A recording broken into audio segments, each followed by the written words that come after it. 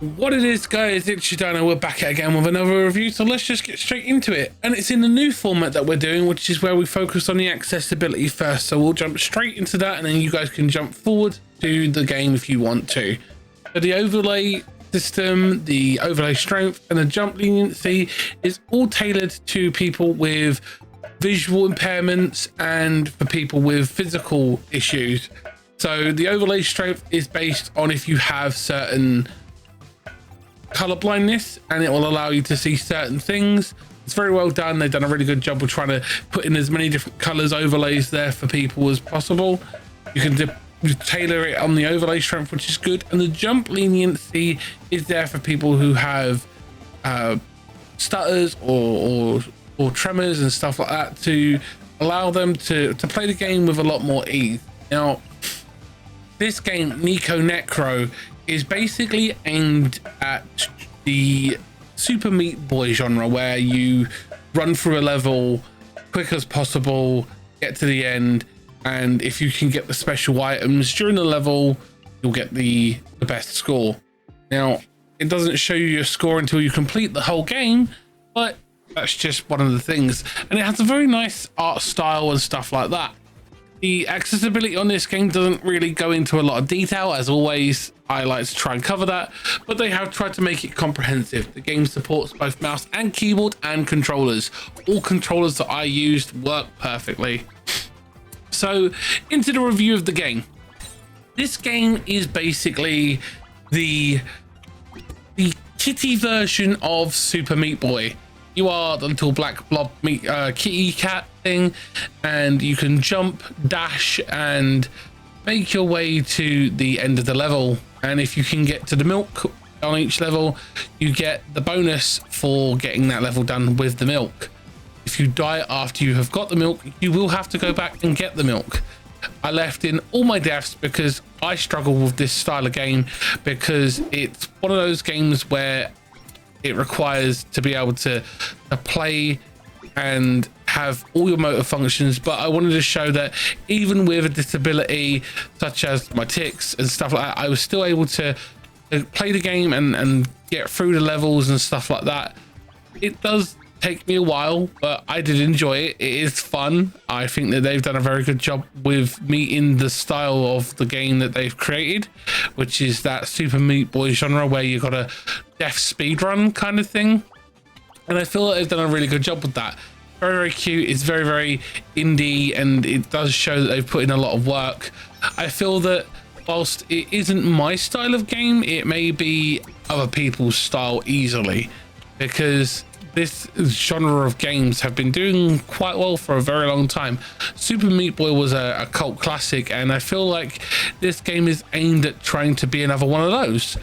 It is sadly only available as of recording this on PC, and it doesn't require much to run this. It's very basic. It's a nice simplistic game. It's focused mainly on its style, and the fact that its playability is the key factor here. It's not trying to add too much to the game and try to overload any people's PCs. It does exactly what it needs to do, and it plays very, very well. All in all, I feel that they've done a very good job of it. It is a very small development team as far as I'm aware, and they've done a really nice job with it. I feel that the levels, whilst they do go up in difficulty as you go through, they do get a little bit harder, and it does add for that challenge, and that is a good thing, because you don't want to play a game where it's easy all the way through. But that's just my opinion. Obviously some people may have a difference of opinion on that one, but that's just one of those. We can come together and have a cool conversation and share on each other's opinions and still respect each other. So that's just my opinion on that one, and I feel that they've done a really good job of it. Yes, you're seeing my deaths. I'm not going to hide those. I did have some issues playing this. I was very tick heavy today, but that's my opinion, and that's what I wanted to show. Don't forget, guys, down and smash that like button. It's greatly appreciated. It really does help the channel, and leave a comment as well. It really does help, and share it out to someone who you think might enjoy the video. But all in all, I feel that the difficulty scaling on this game does work very nicely. It doesn't ramp up too high too fast. It does get there. It does get quite difficult if you're you're less able-bodied like myself and have to deal with things like ticks and stuff like that. But if you're able-bodied, I'm pretty sure if you have the timing and the dexterity, you could go through this game quite well and probably do quite quick times. I feel like they've done a really good job with the art style and the story. Whilst it's not really a heavy story, it's there, and if you can get far enough in the story, you might encounter more and learn more. Obviously, I don't want to give spoilers or anything like that, because you know me, I try and keep my videos spoiler free whilst giving as much information as I can without doing so. But that being said, it is definitely a game that I would recommend to content creators who like the challenge of games like Super Meat Boy and stuff like that, doing no death runs and challenge runs and speed runs. This is definitely one of those games that would do well in that genre of content creation. I feel like if you are a fan of Super Meat Boy games, you'll probably like this one. All in all, I would say that the playability and the fun factor is a good one. It's a solid 3 out of 5 for me on the fun factor. Whilst I wouldn't say this is a game I'd go out of my way to buy over, say, a new title that I was looking forward to, just because I'm looking for an indie kick, I would say that this is definitely an indie that could give you a fair few hours of fun with pick up and play, and especially with the ability to play on, say, Steam Deck.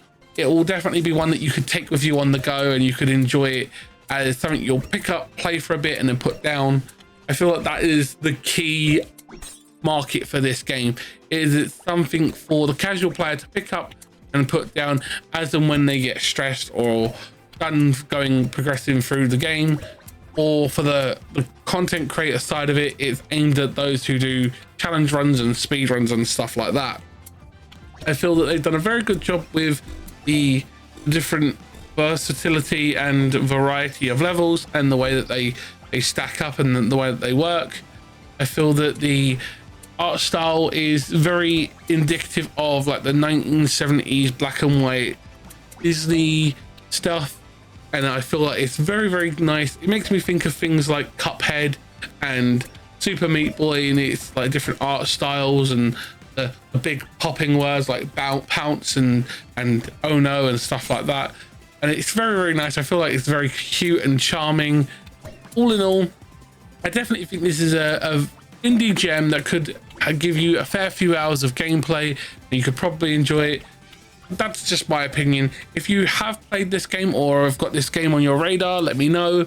Or if it's not a game that you would like, tell me why. Tell me why it isn't a game that you'd spend your money on. I know money is tight nowadays and people are trying to get the most out of their money, but that's just my opinion, guys. Check us out live when we're live. Everything will be linked down below for all the socials and everything like that, Discord and Guilded. Thanks for watching, and I will see you in the next one, guys. Take care, be well, and have fun gaming. Bye.